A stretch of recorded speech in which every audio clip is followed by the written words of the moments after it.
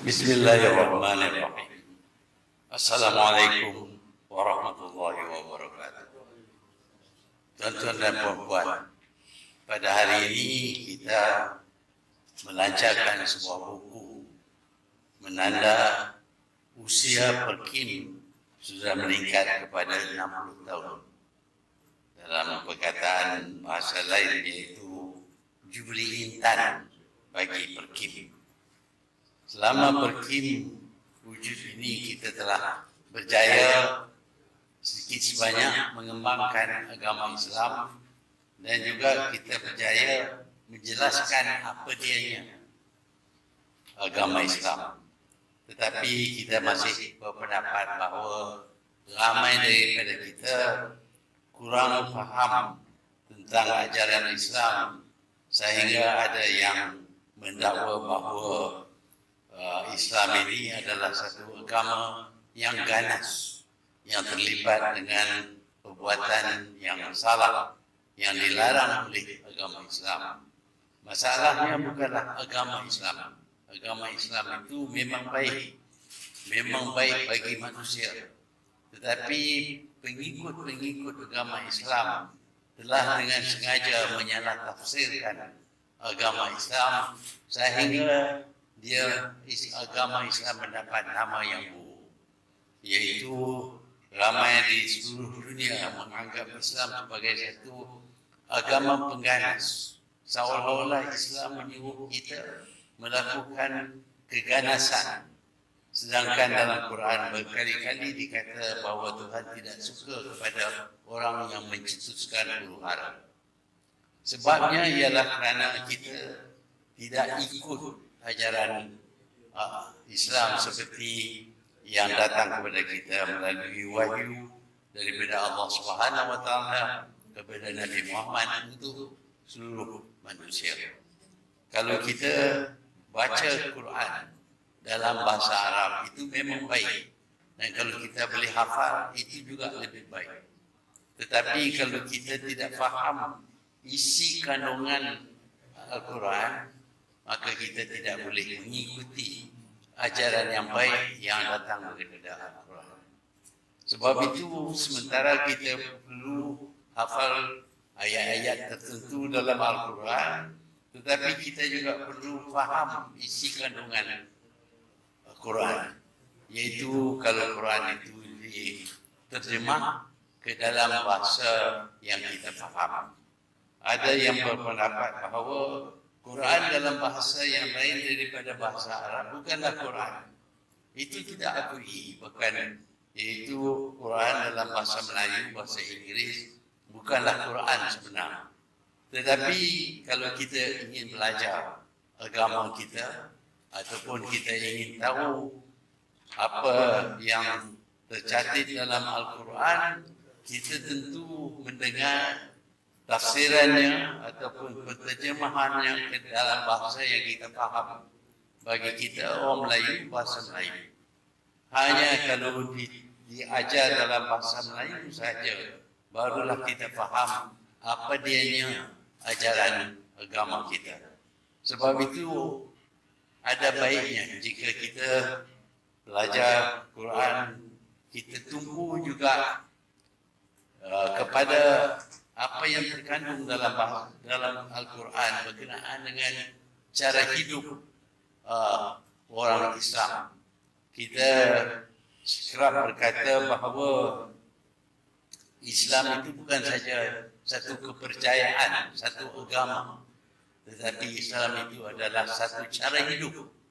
Tetapi di cara hidup Islam ini tidak terdapat tekanan yang sepatutnya.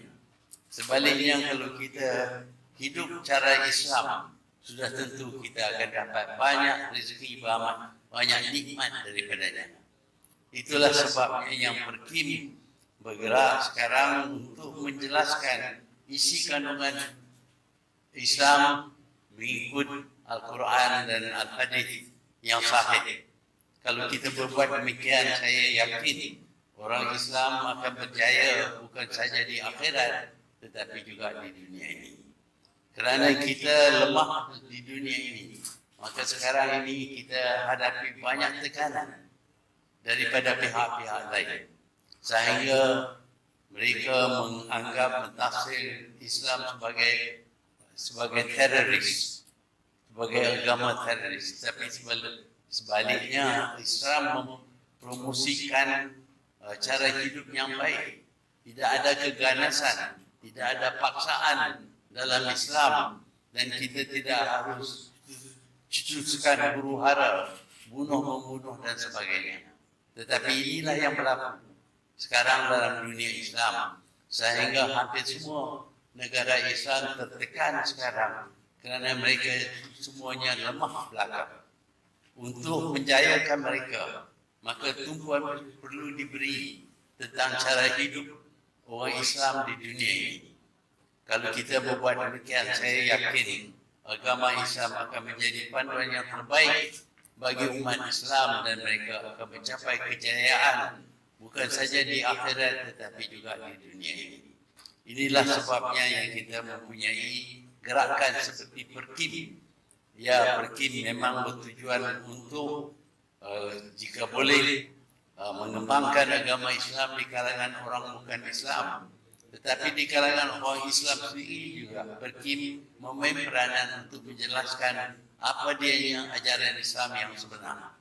Itulah tujuan Perkim, dan kita telah berusia 60 tahun, satu jangka masa yang agak panjang juga.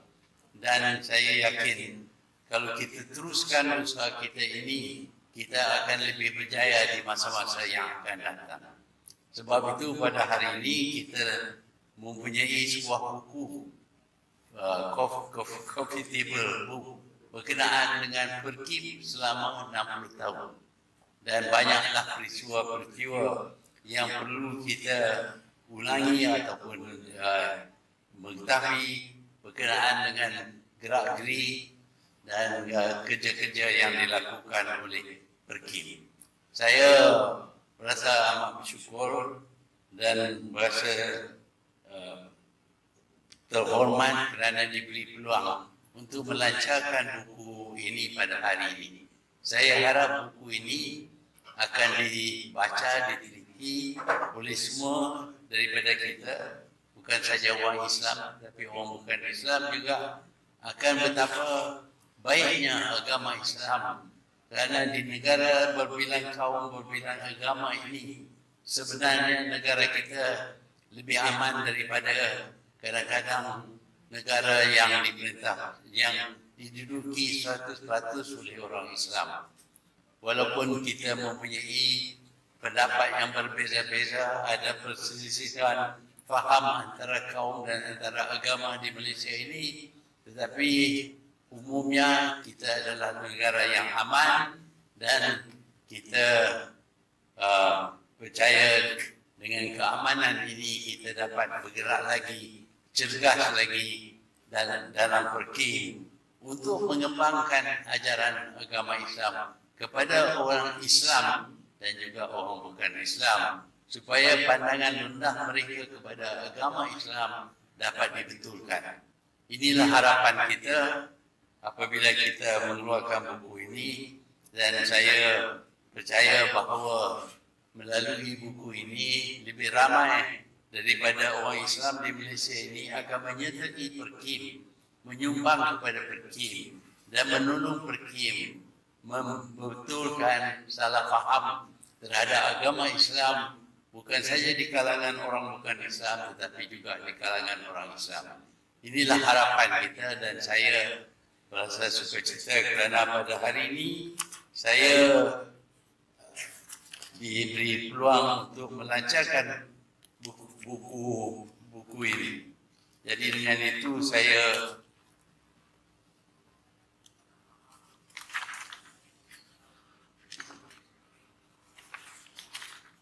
sempena sambutan perayaan Jubli Intan ke-60 tahun Perkim, saya lancarkan buku berkenaan dengan warisan dan wawasan sempena sambutan Jubli Intan ke-60 Perkim. Sekian, terima kasih.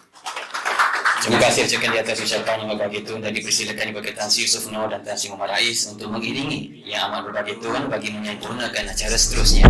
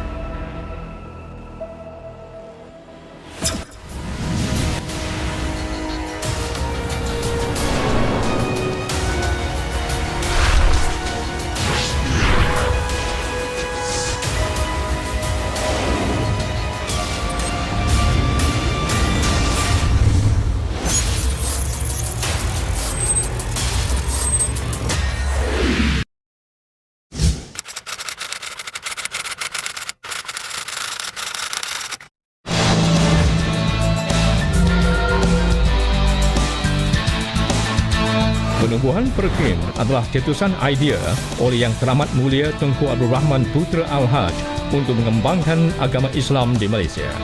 Tunku berpendapat bahawa perlu adanya sebuah organisasi pusat untuk menyatupadukan umat Islam yang terdiri daripada pelbagai bangsa dan etnik.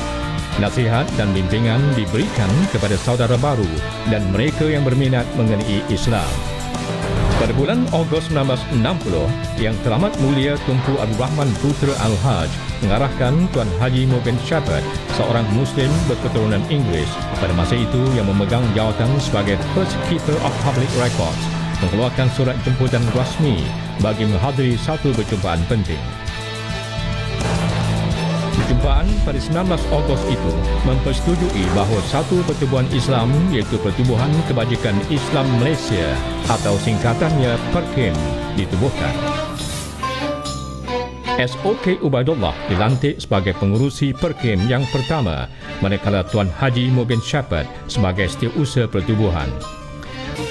Penubuhan Perkim dipersembahkan kepada Majlis Raja-Raja Melayu oleh Yang Teramat Mulia Tunku Abdul Rahman Putra Al-Haj dan memperkenankan penubuhan Perkim sebagai sebuah badan bukan kerajaan Islam.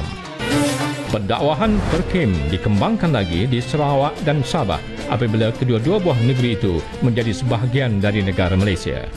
Perkim memberi kerjasama kepada pihak BINA di Sarawak yang kini dikenali sebagai Hikmah dan Usia di Sabah. Kerjasama ini membantu meningkatkan jumlah penganut agama Islam di sana.